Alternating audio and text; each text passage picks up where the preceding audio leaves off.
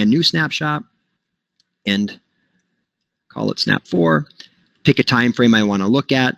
And if I create a new snapshot, since these models aren't approved yet, we're going back to the current default state of the data. And now I can see in these same views, that one-to-one correlation between accounts and territories, and use this as a starting point. So the simple scenario that we wanted to model was, SOC USA, moving it from one territory to another territory. But at the same time, when I jump into this view, we're automatically looking at and validating the data and saying, all right, in addition to whatever changes you want to make, we have some other customers that are currently unaligned. So in this case, maybe these are individual customers and we have a B2B alignment right now. If I just want to quickly sweep these up and assign them to a territory, I can select all those unaligned accounts, pick the align option at the top of the screen, and I'll put them in territory 8, for instance.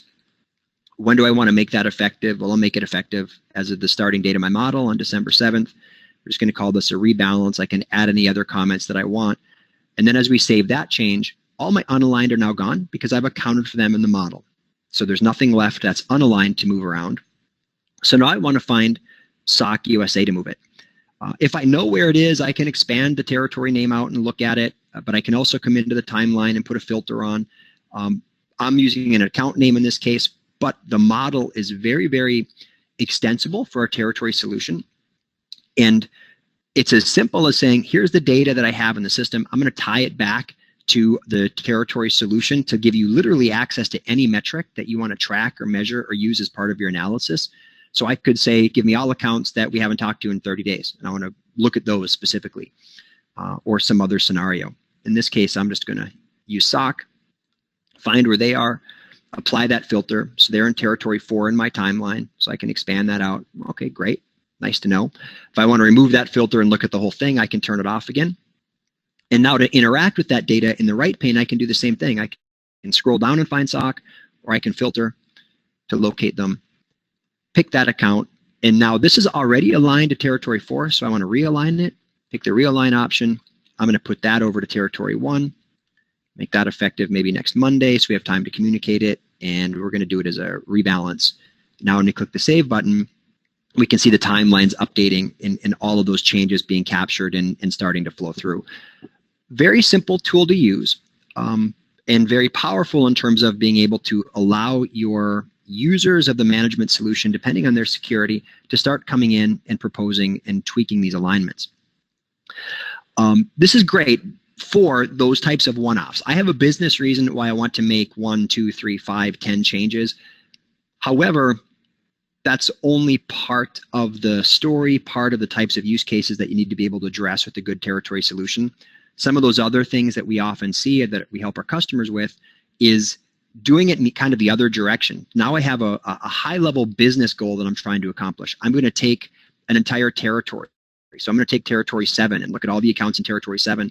And you know what? When we do workload analysis, we are maybe over-covering the territories we have. I have a rep who's retiring. Rather than fill that spot, I want to take all the accounts in territory 7 and allocate them to my other territories.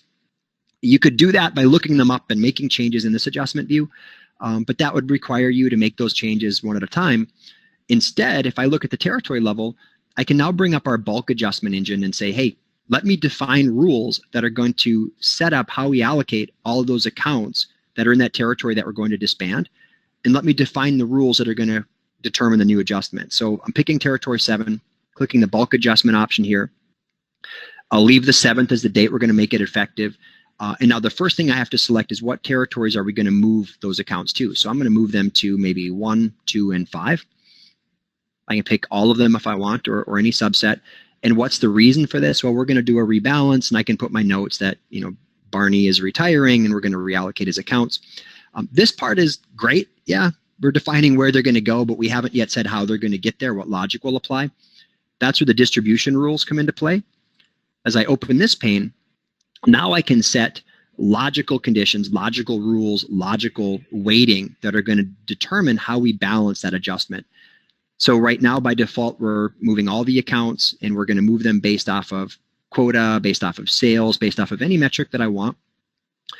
And how am I going to allocate these accounts to the new territories, well, I can either do it based on the value of sale, maybe the total percent of sale, pick your option.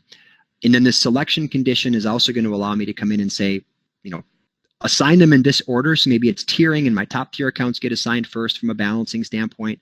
You can define filtering rules to say I want all my tier ones to be defined this way, etc.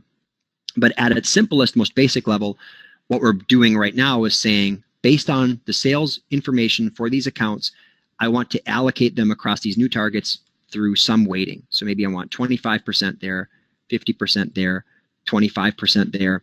And when I calculate the impact, we're now going to model the change based on those weights, figure out what's the closest that we can get to those percentages because we have to move a whole account. So it reweighted 25% to territory 1 to 23, 51 in territory 2. Here's those new numbers. I can play around with these if I sort in a different manner and then calculate it, and then we're going to allocate those accounts in a different sequence. I can start changing my weights to get those impacts, et cetera, et cetera.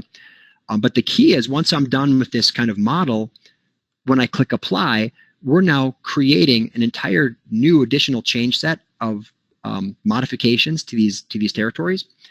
I can see the summaries in the view on the left to see what those impacts are, what we're moving in, what we're moving out. All those accounts are leaving in territory 7 and going to the new territories.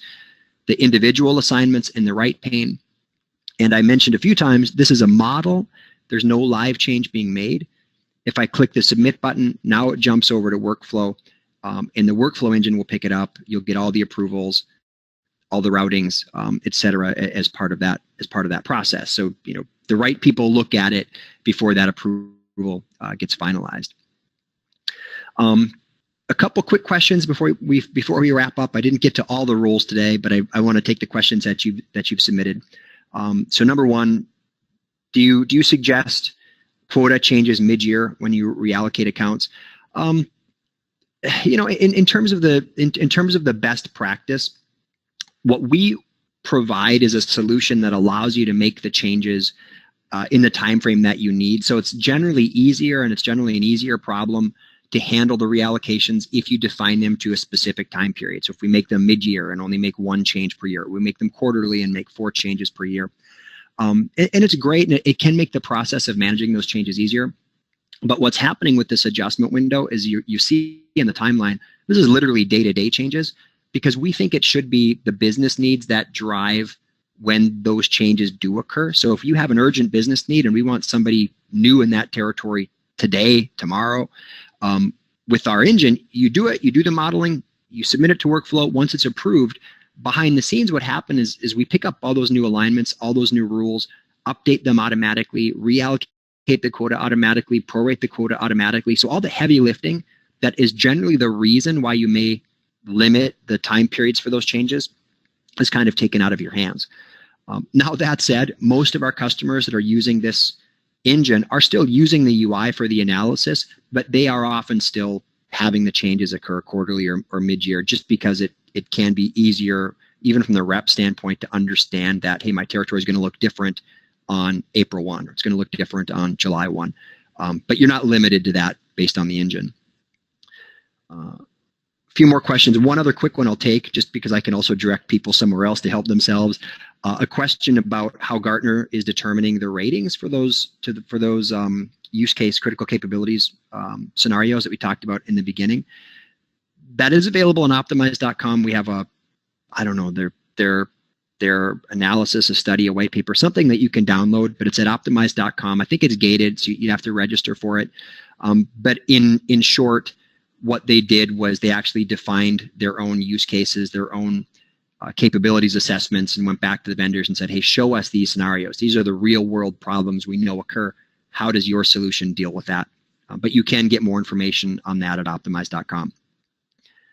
For the other questions, there's some things about globalization, some things about, I guess this is globalization too, but the mapping capabilities and how we can overlay that, et cetera, et cetera.